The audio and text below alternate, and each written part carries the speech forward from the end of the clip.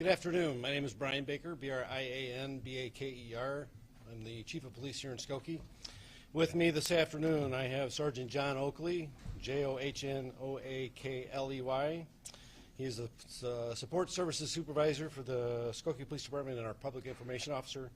And I also have Mr. Stanley Jones, S-T-A-N-L-E-Y-J-O-N-E-S. He's the uncle of the victim, Jeremiah Ellis, and the family spokesperson. We will be providing a summary and update to the murder of 9-year-old Jeremiah Ellis, an attempted murder of his younger brother that occurred on Saturday, May 14th at approximately 12:07 a.m. We'll be happy to answer any questions you have at the end. If you would please hold them until then. I would like to begin by extending our deepest condolences and sympathy from our department and all of our members to the family of the victim and their loved ones. I had an opportunity to speak with Mr. Jones a little while ago, and the amount of grief that they are going through and what they're experiencing is something that no family should ever have to. I would also like to highlight and acknowledge the efforts of our first responding officers and fire department personnel that arrived first on scene the night of this incident and horrific crime. The scene that they came upon was horrible. They immediately applied all their resources, all their training, and everything that they could bring to bear.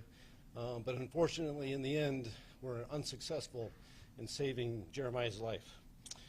It's a part of, and an aspect of our work that a lot of people don't reflect on or don't consider, and it has a great impact on those first responders that were at the scene at that point in time. In the last 14 days, members of our department and the North Regional Violent Crimes Task Force have worked nonstop, around the clock, in pursuit of this investigation. I would like to extend my thanks to each and every one of them for the sacrifice, the pursuit of justice, and the effort and professionalism that they give and gave nonstop in the pursuit of this. And their results are being announced today.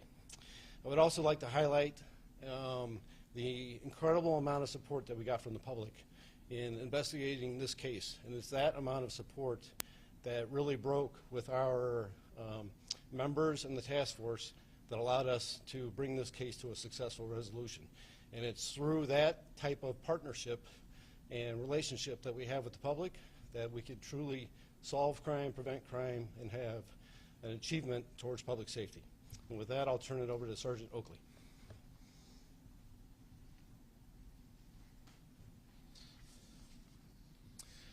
I would like to remind everyone that specific details of this case, including evidence recovered, will not be discussed today, but will be introduced in the criminal proceedings as the court case begins. On May 14th, 2022, at 12:08 a.m., Skokie police officers responded to 4727 Main Street in reference to reports of shots fired. Upon arrival, officers located 2 victims inside of the ground floor apartment unit with gunshot wounds. One of the victims, 9-year-old Jeremiah Ellis, had multiple gunshot wounds to his torso and extremities. His younger brother suffered a gunshot wound to his foot. Life-saving measures were performed on Jeremiah by officers and Skokie Fire Department personnel. Jeremiah was transported to the hospital where he was unfortunately pronounced deceased. Jeremiah's brother was treated for his injuries at the hospital and later released. The investigation into this incident began immediately. At the time of this incident, Jeremiah and his brother were visiting their grandparents' residence in Skokie. Jeremiah and his brother were laying on the ground in the family television room. There were several other family members inside of the ground floor apartment during the incident. The family television room has a window facing the gangway of the building. At 12:06 a.m., 35 shots were fired into the building through the ground floor window. Both Jeremiah and his brother were struck as a result. An immersive search into video surveillance and witness statements provided investigators with offender and vehicle information. Evidence has been recovered that leads us to believe this is a targeted shooting. Historical cell phone data was obtained for each of the offenders. The data shows that all 3 offending cell phones were together on the night before the shooting. All 3 offender cell phones were in the area of the victim residence on the night prior to the shooting. During this time, 2 911 calls were received where it was reported suspicious vehicle with tinted windows was circling in the area. At this time, officers responded to the area, but were unable to locate the vehicle or any subjects. Cell phone data reflects that on the night of the shooting, all 3 offender cell phones were again located in the area of the victim's residence prior to the incident and fled just after the incident. Extensive evidence has been analyzed and has implicated each offender as being involved in the crime.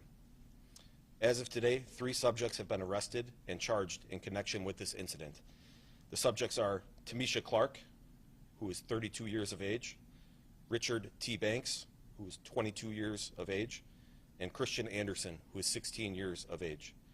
All 3 subjects are residents of Chicago. The Cook County State's Attorney's Office has approved the following charges for each of the subjects: 1 felony count of first-degree murder, attempted first-degree murder, and aggravated battery with a firearm. Anderson has been charged as an adult. Subsequently, each subject made an appearance at bond court, and each subject was denied bond. Even though these subjects have been charged in relation to this incident, the investigation remains open and will continue until the court cases are resolved. At this time, I would like to introduce Mr. Stanley Johnson,